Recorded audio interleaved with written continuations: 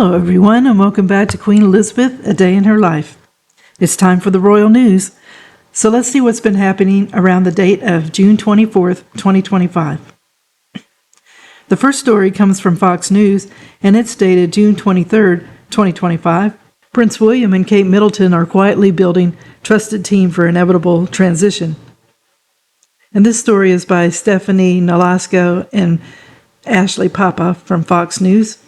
Prince William and Kate Middleton are said to be preparing for the inevitable transition to being king and queen someday. People magazine recently reported that as their royal roles drew closer with time, the Prince and Princess of Wales, as well as their inner circle, are quietly focused on building a trusted team of advisors to guide them. According to the outlet, palace aides have described King Charles's cancer diagnosis as managed as he continues to keep busy fulfilling royal duties while in treatment. Fox News Digital will reach out to the Buckingham Palace and Kensington Palace for comment. Royal experts emphasized to Royal News Digital there's no reason to believe the king will abdicate anytime soon due to any health concerns.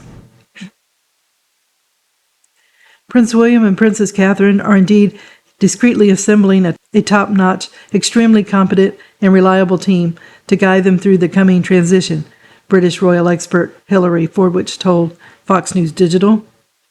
There is more urgency than anticipated just a few years ago due to King Charles's health concerns, Forwich said. They recognize it's imperative to be properly prepared for the throne with a trusted team assembled by their side. They are determined to mitigate any royal drama and to remain focused on ensuring the continuity and relevance of the monarchy for the future. A pal told People that there are some major shifts coming behind the scenes. They are really finessing what works and what doesn't, the friend added. The outlet also noted that in recent years, Kate has embraced her duties with a new level of professionalism and purpose. Forwich said the couple's team is already providing strategic advice and helping them navigate the work that awaits them as they continue to raise 3 young children.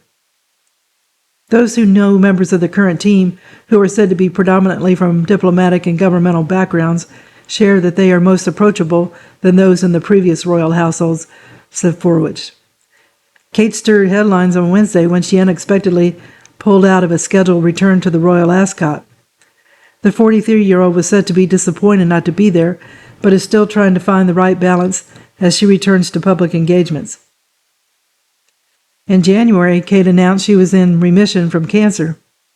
Royal experts told Fox News Digital that the no-show was part of Kate's plan to prioritize her health and complete public engagements on a case-by-case basis. Some pointed out that the scorching heat wave that day may have contributed to her decision. She's being sensible, listening to what her body is telling her, and easing back into public life, Queen Elizabeth's former spokeswoman Alyssa Anderson previously told People. King Charles's cancer diagnosis is being carefully managed by the palace, Forwich explained. They will continue to issue limited updates to the public to maintain dignity regarding his condition. Behind the scenes, Princess Catherine has been involved in selecting advisors and shaping the team's direction, drawing on her own experiences as well as the close relationship she has developed with the king via their shared cancer diagnoses. British broadcaster and photographer Helena Chard told Fox News Digital that Kate has become more influential than ever within the palace. She has been crowned as the most popular royal within the household. Princess Catherine is key to the future of the monarchy, said Chard. She wields discreet influence and is set to become even more influential as she continues her life of royal service. She is loved and respected worldwide. Every bit the standout royal, the polished princess is paving the way and transitioning into her future role with grace, dignity, and purpose. The Princess of Wales, along with Prince William, will run an even tighter ship with her team, says Chard. Everyone will feel appreciated and will do their best in supporting the couple. Team members' lips will be tightly sealed in relation to any royal drama. The trust of the public will continue to grow. Family is heavily at the heart of their work, and factoring their children around their diaries is of utmost importance, Chard shared. Their discreet team will also have Wales's children at heart, helping Prince George pave his way as future king. Royal expert Ian Pelham Turner claimed to Fox News Digital that while the king is in good spirits, William and Kate are feeling the pressure that one day they will reign. The reality is, William and Kate may feel that they will be head of the monarchy soon, he said, but Charles seems to be enjoying every minute as king. Meanwhile, William is totally ambitious, and Kate dutifully follows along. They are matched in that way. Pelham Turner pointed out that one challenge the couple will need to continue navigating is how to make the British royal family fresh and relevant today. While only time will tell, the couple appear to be up for the challenge.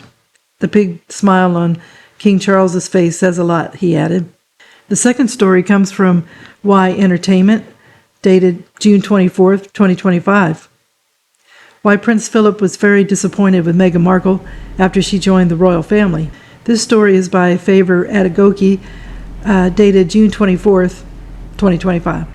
Prince Philip reportedly struggled to understand Meghan Markle's rejection of royal life, especially after she and her husband, Prince Harry, quit their roles as working royals. The Duke of Edinburgh gave up his birth citizenship, name, and naval career to support Queen Elizabeth II, embodying duty and sacrifice as her consort for over 70 years.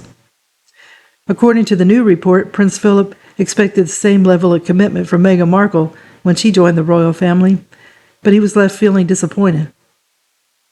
Prince Philip reportedly struggled to understand Meghan Markle's approach to royal life. Often seen as the monarchy's stoic backbone, Prince Philip had long embodied the personal sacrifice that royal duty demands.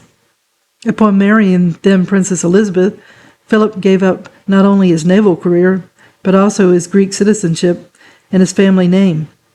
For decades he played the role of a loyal consort, devoting himself to supporting Queen Elizabeth II from behind the scenes.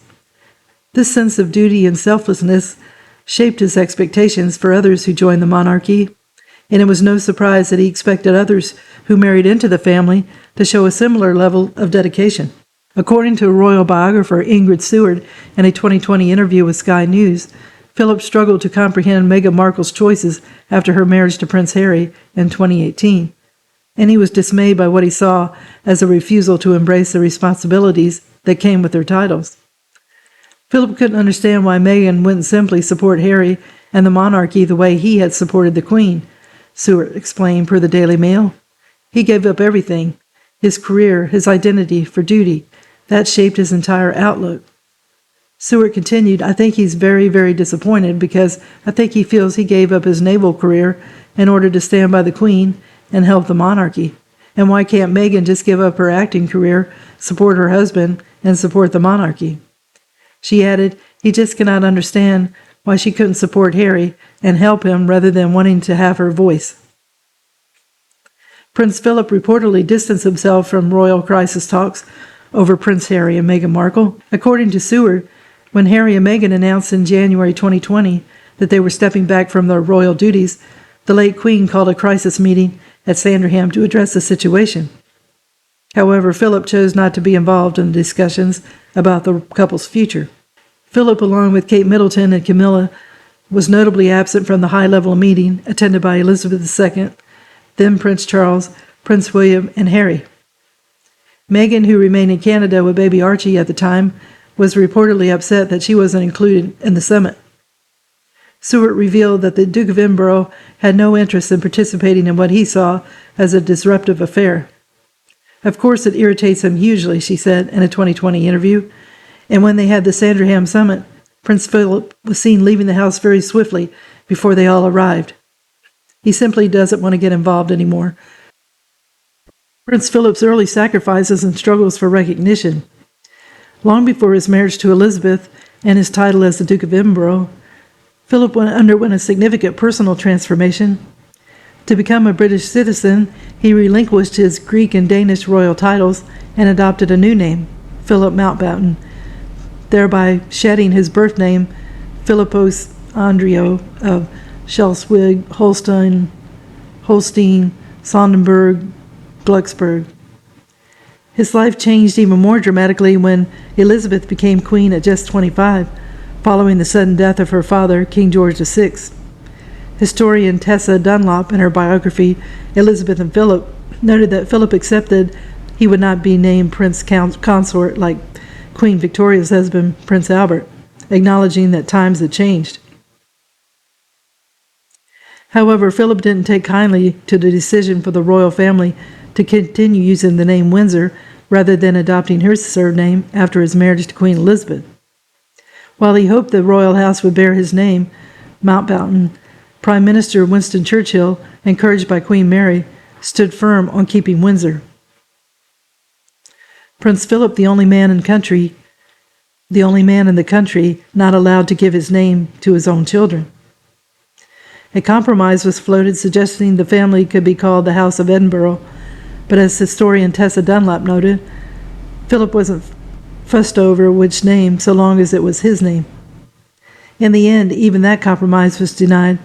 Broadcaster Giles Brandreth later revealed Philip's frustration, quoting him as saying he was the only man in the country not allowed to give his name to his own children. Despite his disappointment, Philip moved past the matter and fully embraced his royal role. Over the decades, he served as patron to more than 800 organizations, most notably establishing the Duke of Edinburgh's Award, which continues to impact young people across the globe. When Philip officially stepped back from royal duties on August 2, 2017, he had already made history as the longest-serving consort in British royal history. By that time, he had devoted over 7 decades to supporting Queen Elizabeth II and fulfilling his role beside her on the world stage. The last story comes from the BBC, and it's dated June 24, 2025. Queen Elizabeth Memorial to include bridge inspired by her tiara. This story is by Sean Coughlin, royal correspondent. The winning design for the National Memorial for Queen Elizabeth II will feature a bridge with a balustrade made of glass, new gates, and commemorative gardens. The design will also feature her husband, Prince Philip, the Duke of Edinburgh, alongside a traditional large statue of the late Queen overlooking the mall. Lord Norman Foster's design team has been announced as the winner of the competition for a memorial to honor Britain's longest reigning monarch, to be built in St. James Park in central London. The translucent bridge is inspired by the shape of the late Queen's wedding tiara.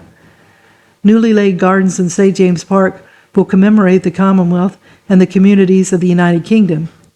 We respect the biodiversity and nature of that part of the park, which is alive with wildlife, Lord Foster told the BBC. The chosen design is multifaceted, with a separate statue of the Queen and Prince Philip, gardens, and a Prince Philip gate, along with a main monument to the late Queen. Lord Foster said of Prince Philip's inclusion, "We showed them together, and in a way there was this inseparable quality which we sought to convey.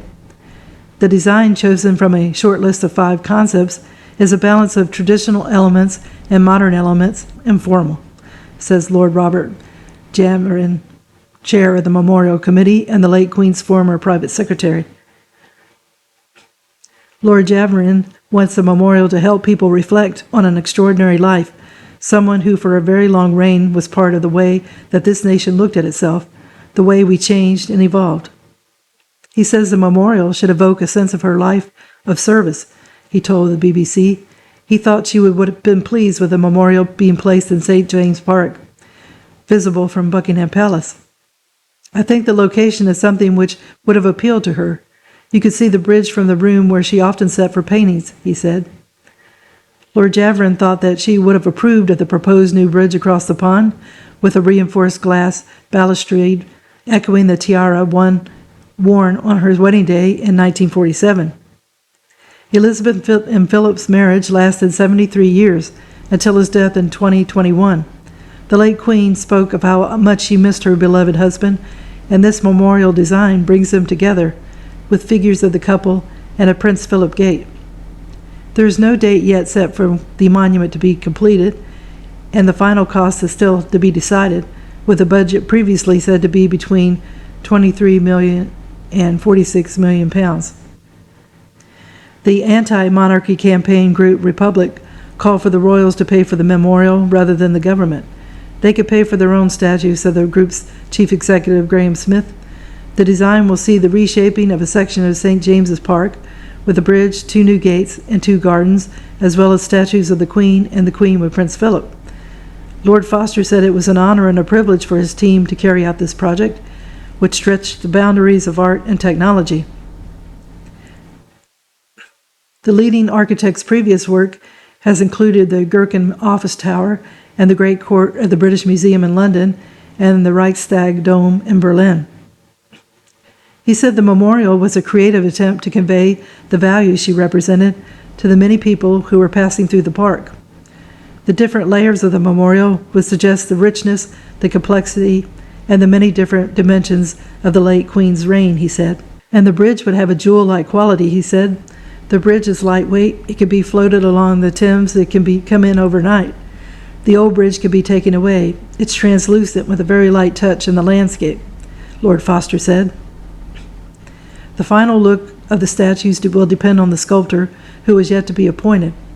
But the illustrations of the main monument so far have shown a conventional image of the late Queen on horseback. She was so synonymous with horse riding, said Lord Foster. And Baroness Amos, who was on the committee, said that will choose the winner, said the ambitious design will create a beautiful space for people to come together.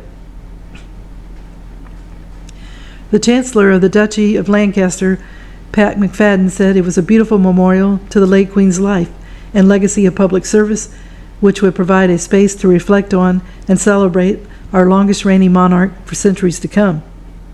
So I will end the video here. Well, I hope you enjoyed the video, and if you haven't subscribed, if you could do so, it would help the channel to grow, as well as giving it a thumbs up. It's all a great help. And if you haven't clicked on the notification bell, if you could do that, it lets you know when a video is posted. I want to wish everyone a good day, and tune in again soon for another episode of Queen Elizabeth, A Day in Her Life, on this episode of the Royal News on this date. Thank you. Bye.